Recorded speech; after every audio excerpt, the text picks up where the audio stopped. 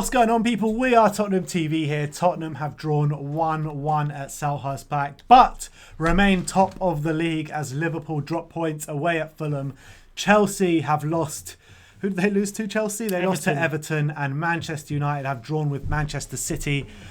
So the way you assess it, there's two ways you look at it. Is it good that, well, it's not obviously not good that we've dropped points, but is it okay because everyone else has dropped points because they haven't gone ahead of us, or do we look at it as a missed opportunity? It's definitely a missed opportunity. There's no two ways about it. That's the reality of the situation. We were 1-0 up with 10 minutes to go. We had chances after we scored to kill the game, or we invited too much pressure onto ourselves when we're 1-0 up, and they end up costing us. And if we had a win instead of a draw, the league table was looking a lot healthier. However, the fact of the matter is, a draw is good enough to keep us top of the league for another week. We go to Anfield top, so it's not a fatal result, luckily. But there's definitely things to improve on. So we got lucky today, didn't we? Big time that Liverpool dropped points. At yeah, I guess you could say that, yeah. All right, let's get into the player ratings. Let's start off with Reece. We gave him a 6. In terms of his general play, I don't think he had that much to do, to be fair, but it was his error that led to the goal. You got to say that. But apart from that, I thought he was fairly untested. It says there he made 4 saves.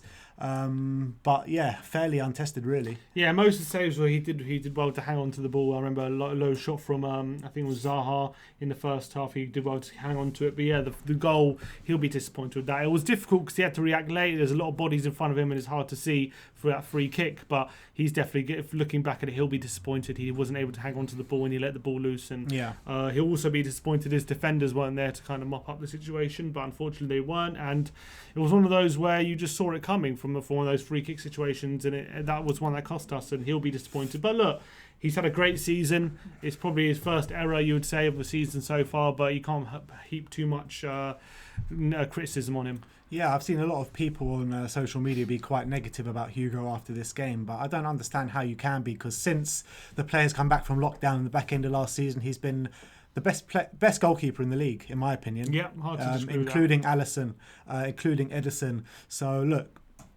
everyone's due a mistake. Everyone's a human being at the end of the day. And unfortunately, it came today, and it would cost us 2 points. But I don't want to say anything bad about Hugo because he is a top keeper.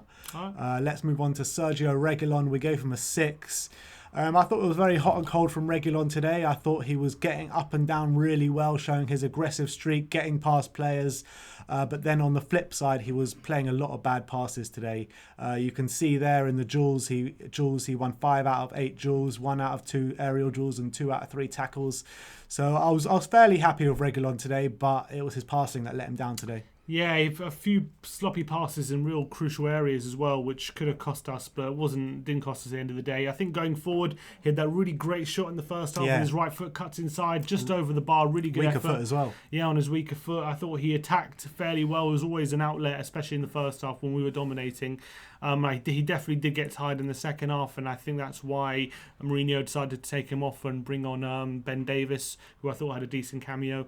But Reguilon, it wasn't his best game, but I don't think he was disastrous by any stretch of the imagination. He was like just a standard performance, unfortunately. Yeah. Let's move on to Serge Aurier. We gave him a 6 as well. I thought he started the game really well, really aggressive, getting up well, really important challenges as well, I thought, in the first 20 minutes, half an hour. But I felt he petered out the game. Second half gave away quite a few free kicks in bad positions where Palace were looking really threatening. As you can see there, only won 1 of his 7 duels and didn't win any of his 2 aerial duels. So it wasn't the best day at the office for Serge Aurier, but I would say he started the game really well. He just petered out. Yeah, he got forward really well, didn't he? He had that really good low cross into Dele, who nearly scored. I felt like he had that shot as well. He had a shot which fell to Harry Kane, which Kane flicked towards goal near the end. So I think he was always a threat, causing nuisance down the right-hand side. I thought Zaha a few times got the better of him down the left-hand side, which, it's very hard. Zaha's one of the trickiest players in the league, so it's no surprise that a few times he was able to get away from Aurier, and that's why Aurier probably didn't put in his best performance. But I think it carries on his performances in terms. It wasn't his best performance of the season, but it wasn't a performance where you drop him for. No, probably this performance is still probably better than any of Matt Doherty's performances. Probably. And I think he's still doing well this season, and Aurier is for sure our top right back, and I don't think you can argue with that. So I think it was another solid performance, but I thought we're up against Zaha, who was always going to struggle a bit, and he did. Yeah.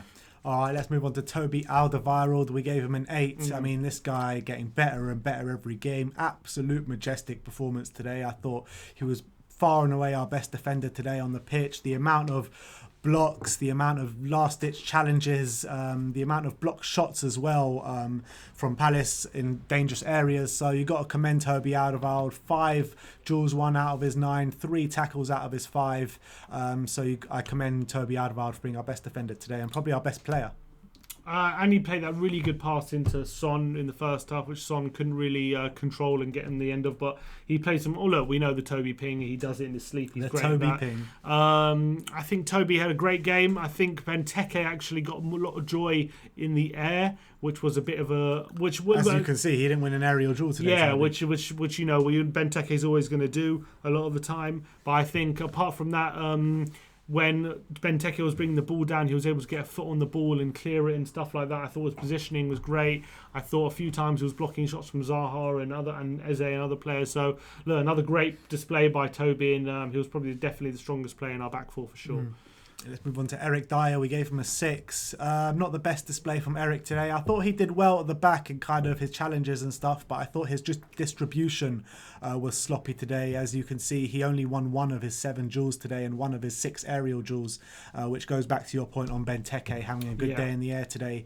I do want to see better performances from Eric Dier, but still, it wasn't a detrimental performance. I think in the box he was, he's clear, putting a lot of clearances as he likes to do, clearing things away, which was good to see. But I thought Benteke, he was holding off Toby and Dier at some point and able to get the ball down, and they had a lot of joy. He's getting his mojo back a bit, Benteke. He had a lot of joy, but Benteke's never been bad at that. He's never been bad at that. Even in his dry spells, he's never been bad at taking the ball down and winning headers. It's always his finishing and true. And I thought Dier and Toby, in terms of in the air, they struggled, but I thought Toby did better in other phases of the game where Dier didn't do as well. But I thought, again, another solid performance from Dier. At the end of the day, we did concede 1 sloppy goal from a set piece, which could have been avoided. And I thought from open play, Dier and Toby were really solid, and we didn't really look like conceding from open play. It was really only when we gave away those set pieces where Palace looked really dangerous. So I think Dier at the end of the day had a decent day, but he wasn't as good as Toby.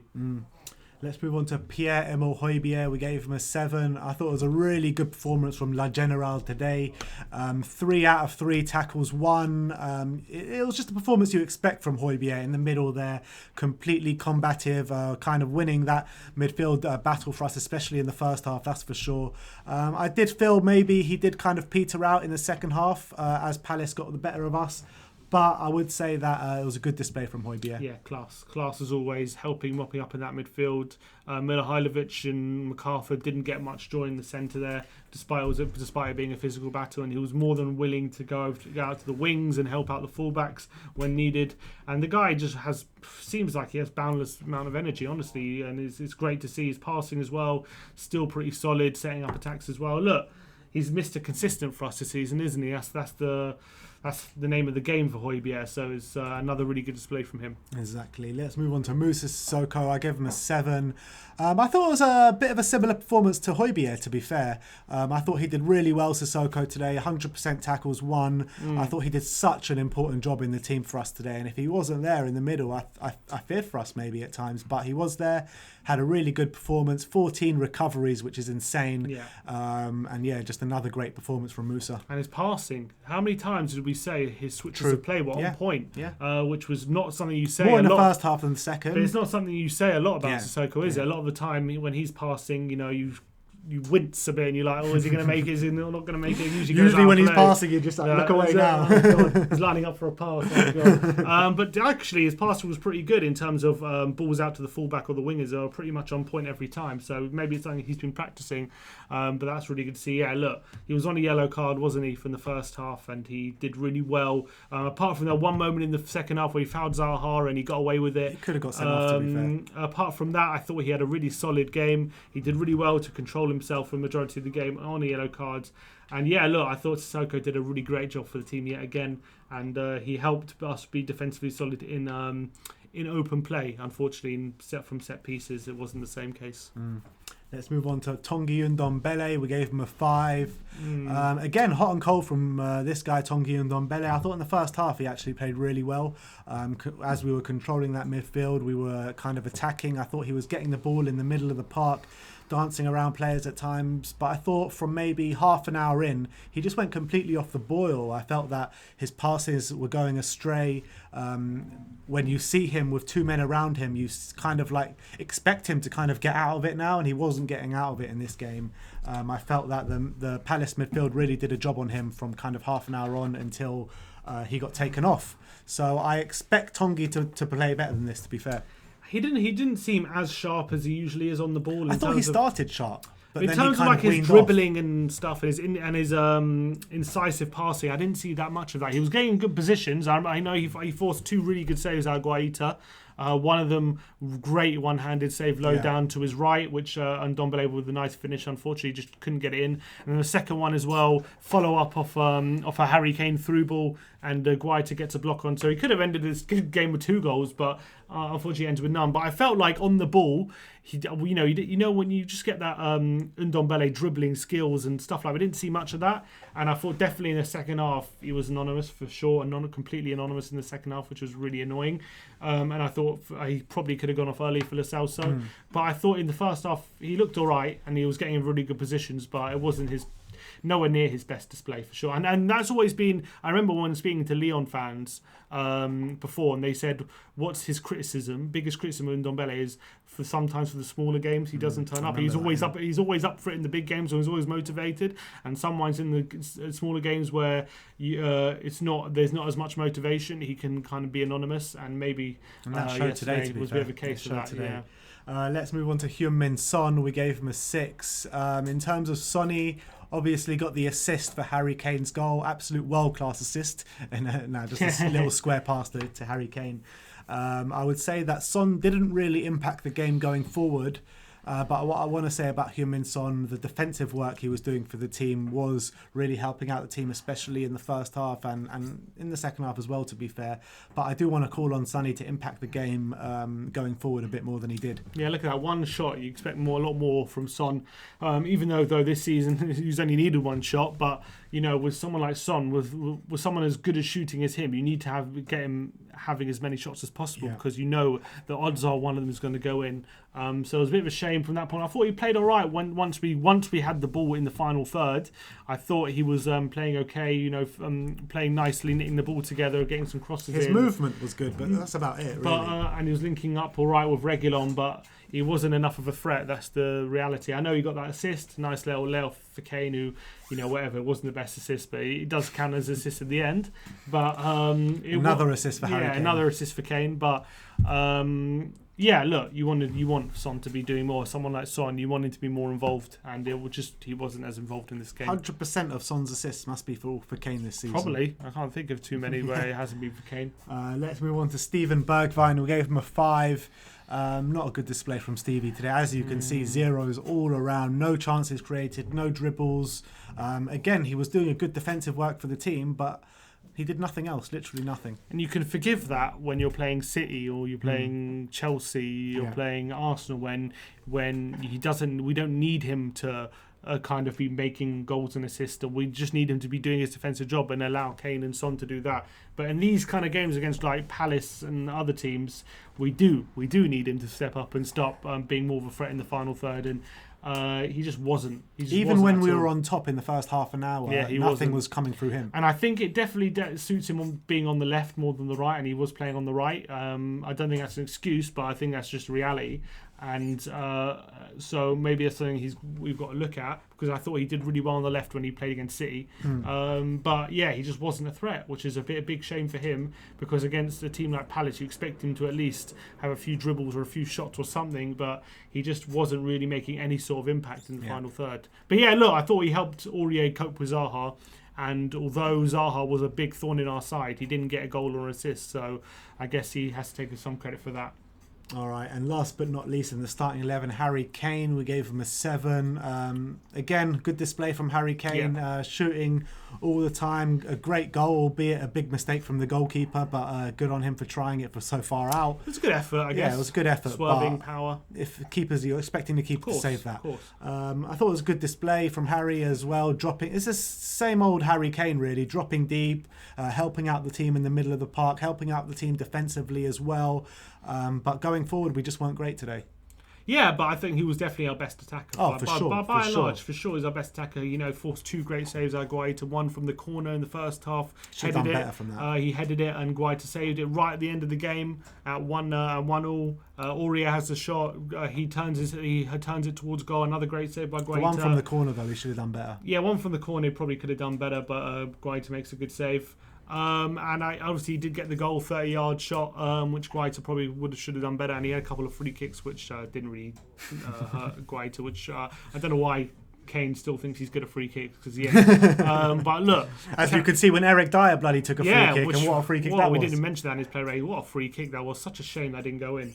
But look, I think Kane had a great display again, and not only was he dropping deep, but he was getting in those striking positions, as I say, to nearly score. And 5 shots, 3 on target.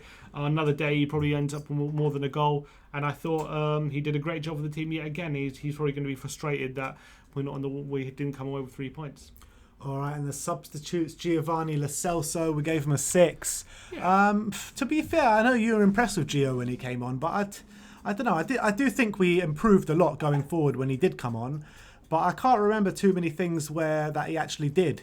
I think it was just in terms of his movement and getting around the pitch. No, I think in the last 15 minutes, when we were creating those chances, I thought he did a good job. I thought he was really central to all of that. I remember there was one really great cross he did with the outside of his boot from the right-hand channel, which was a fantastic ball, which no one got on the end of.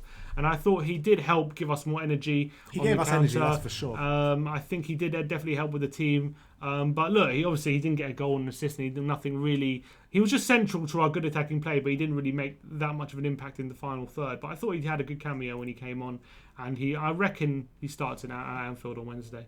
Yeah, I completely agree. Let's move on to the last 2 players on the bench. We're not going to give them a rating because they didn't have enough time. But Dele Alli, come on. Yeah, he did all right, didn't he? I was quite impressed with Dele Alli. A few nice touches, but still didn't do much, did he? Yeah, I think he did all right, Dele. I think he had a few nice touches. He had a really good tackle on Zaha on a break, which could have been really dangerous. So he did well there.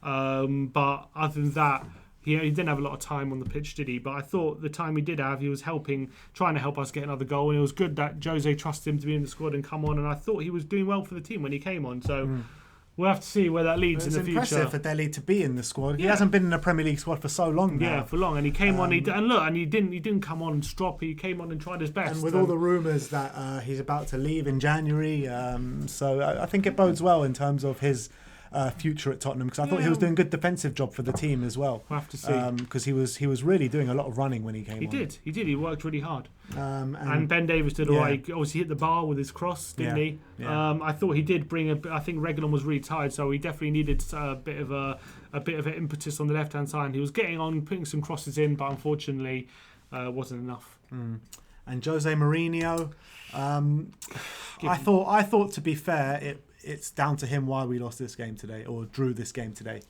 or yesterday. Depends who you believe. He says that the team did exactly the opposite of what he said in the second half.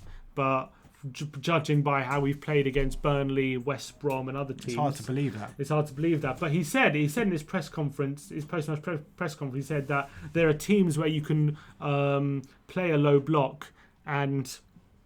There are teams you can play a low block and you can play there for 3 hours and they don't hurt you. And there are teams where you can play a low block and they will hurt you. And Palace is one of those teams. So he said he instructed his team to be a bit more of a high press. Don't go into a low block.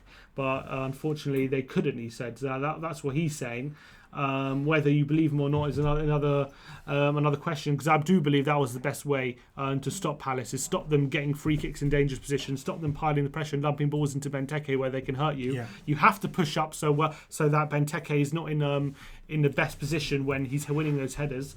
And unfortunately, we didn't do that in the second half, and we did invite a lot of pressure onto us. We did exactly what Palace wanted us to do, which was give away stupid free kicks, play a low block, and we played into their hands. And Mourinho should be frustrated with that, and I think the team should be. But whether he's saying it wasn't his instruction, whether it's the team's fault or his fault, I'm not 100% sure. But if I was to give him a rating, I'll give him a 6, because I thought we started the game really well. And subs too late as well. Subs were a bit too late. Lo Celso could have come on earlier, and probably Lucas or someone could have come on for Bergvine. But in terms of... Bergvine didn't go off till the 85th minute. Yeah, it was a bit That's annoying. a joke, to be honest. But in terms of when we did attack, we attacked well, and we did create the first chances. 15 minutes And objectively, the fact of the matter is, Guaita was probably man of the match. So we drew 1-1, and their opposition keeper was man of the match with the saves he made. But when you dive in closer into the game, the goal was coming. The goal was always coming in that second half. We didn't do anything to stop the tide of Palace getting free kicks and set pieces and piling the pressure on. So Mourinho's got to look at that and say, why is the case? And I was bringing this point up when we played against Burnley and against West Brom, and even after beating those big games that we did, we played really well defensively. I was saying against Burnley and against West Brom, although we did win, I would like to see us have more control than we did. And I think today it came home to roost a bit, because we conceded control of the game, and it cost us. It did cost us. And defensively, although we were good in open play, we gave away too many set pieces, and we should have done something earlier to stem the tide, and Mourinho didn't.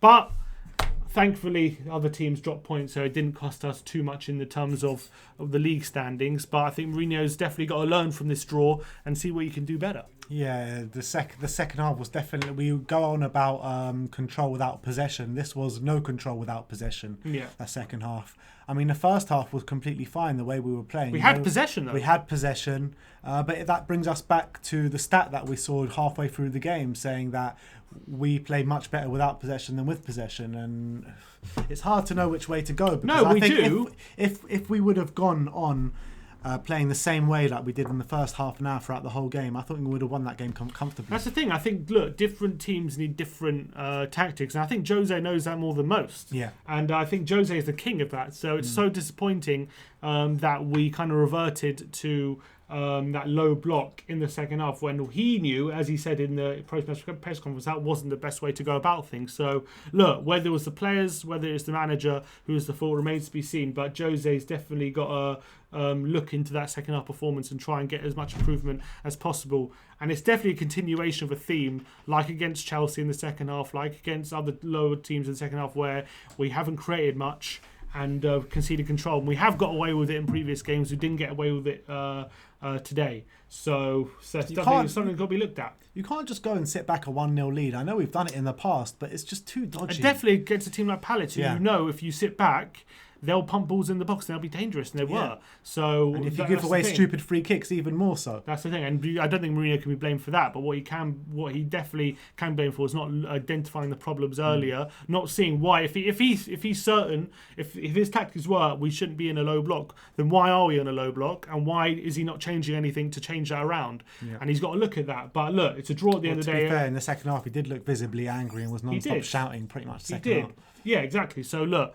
At the end of the day, a draw away at Palace is not the end of the world. It is what it is. It's disappointing and it's a missed opportunity, but we move on from it. We have a big game at Anfield on Wednesday. If we get a result there, or especially if we get a win, then everyone forgets about this result. You can't take any game for granted in the Premier League. Look at Liverpool today. They dropped points to Fulham and drew to Brighton a couple weeks ago. You can't take any game in this league for granted. And I just felt some of the Spurs players out there didn't want it. Like we had a call on the fan cams that said Palace wanted it a lot more than us, and that's what we saw on the pitch today. Maybe, but I think.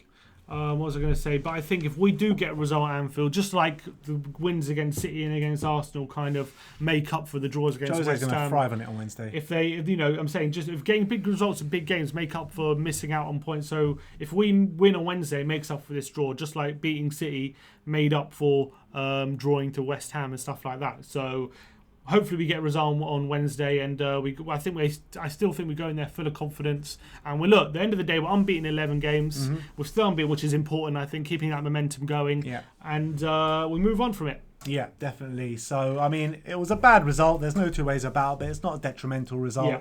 Everyone around us dropped points as well. It's a missed opportunity, but we kick on from here. We go on.